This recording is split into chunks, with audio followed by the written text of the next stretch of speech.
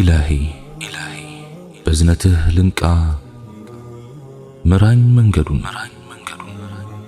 انداوك أسجلين ليازو جمل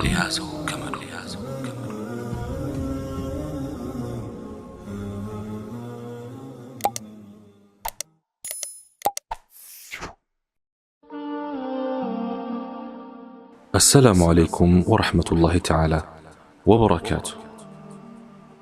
اسلمنا منኛ ያማረ ሃይማኖት ነው። እሱን የመረጠልንስ ምንኛ ፍትሃዊ የሆነ አምላክ ነው።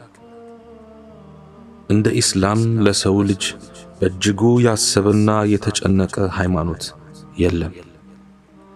ለስጋውም ሆነ ለመንፈሱ ያስብለታል።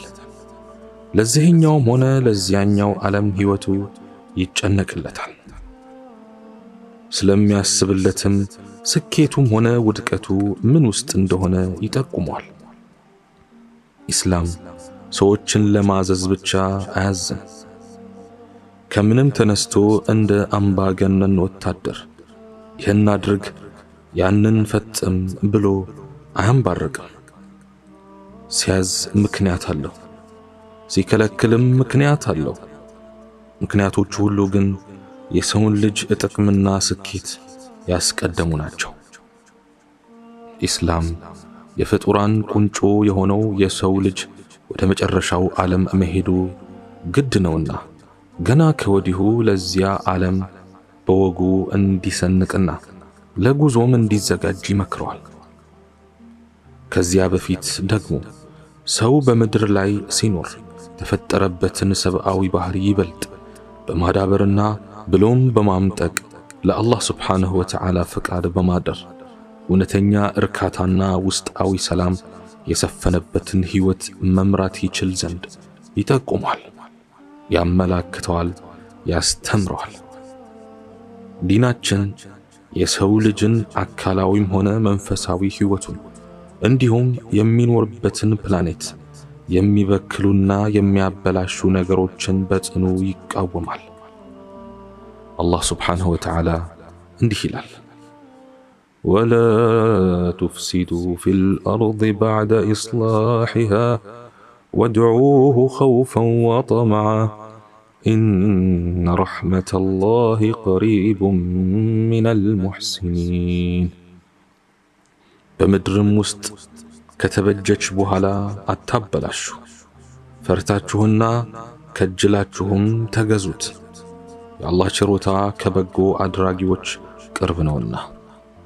ሱረቱል አዕራፍ አንቀጽ 56።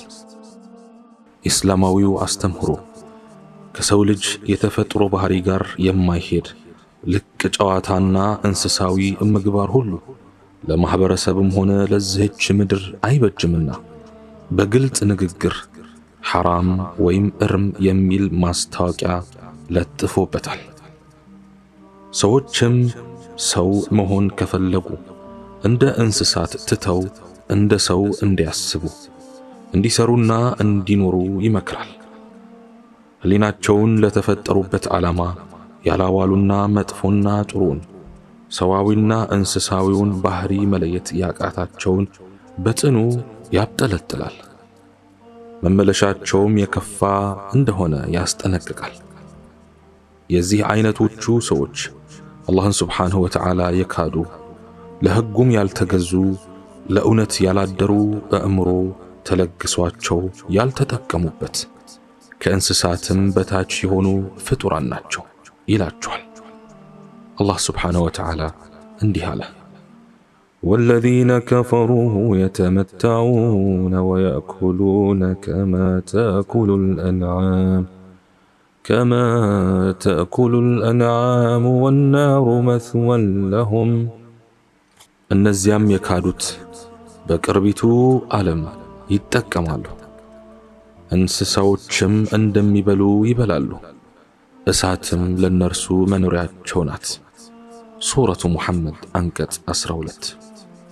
በሌላም አንቀጽ ለሁም ቁሉቡን ላ የፍቀሁነ ቢሃ ወለሁም አዕዩኑን ላ ዩብሲሩነ ቢሃ ወለሁም አዛኑን ላ የስማዑነ ቢሃ أولئك كالأنعام بل هم أضل أولئك هم الغافلون يما يوقباتشو لبوش ألواتشو لنسون بساتشو يما يوباتشو عينوش ألواتشو لنسون بساتشو يما يسموباتشو جروش ألواتشو النزيا عند انسساوش ناتشو ይልቁንም እነርሱ በጣም የተሳሳቱ ናቸው እነዚያ ዘንጊዎቹ እነርሱ ናቸው ሱረቱል አዕራፍ አንቀጽ 179 ኢስላም የመላው የሰው ልጅ ነፍስን አእምሮን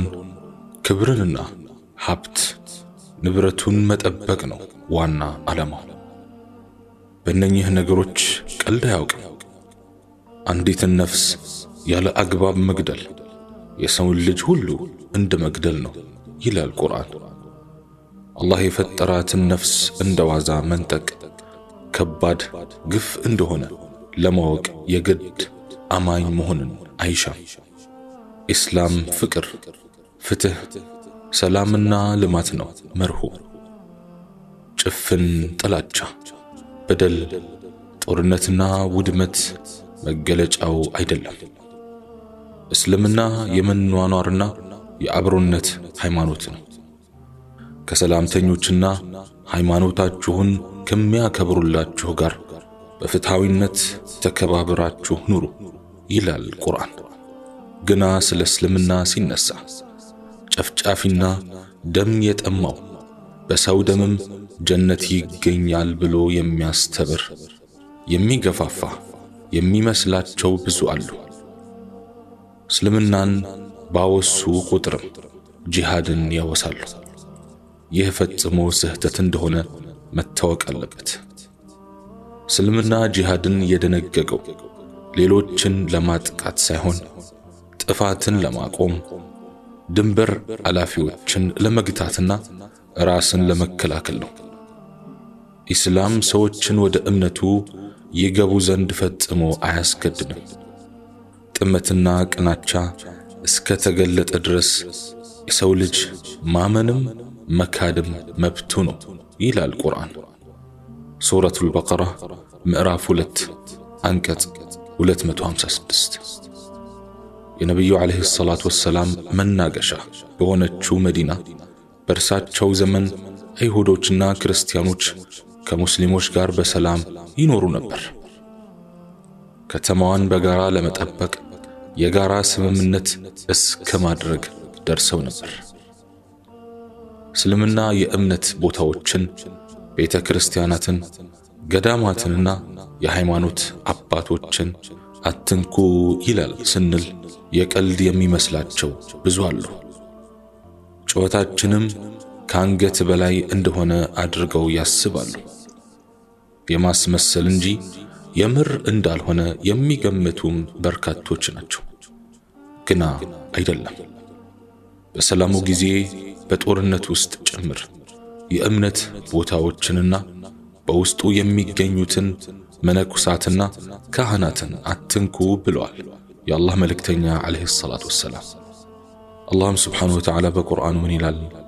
አላህ ሰዎችን ከፊላቸውን በከፊሉ መገፍተሩ ባልነበረ ኑሮ ገዳማት ቤተክርስቲያኖችም ሙክራቦችም በውስጣቸው የአላህ ስም በብዛት የሚወሳባቸው መስጊዶችም በተፈረሱ ነበር አላህም ሃይማኖቱን የሚረዳውን ሰው በርግጥ ይረዳዋል አላህ ብርቱ አሸናፊ ነውና ሱረቱል ሐጅ ምዕራፍ 22 አንቀጽ 40 በሸሪዓችን መስጊዶችንና ቤተክርስቲያናትን ማፍረስም ሆነ ማቃጠል ሃይማኖተኞችን ማሸበር ተከታዮቹን ማስፈራራትና ሰላም መንሳት ክልክል እንደሆነ ይታወቅ ሰላማዊ ሰዎችን በምንም መልኩ መተናኮል ትልቅ ጥፋት ነው ኢስላም ዛሬም ነገም በምድር ላይ ጥፋትና ሁከት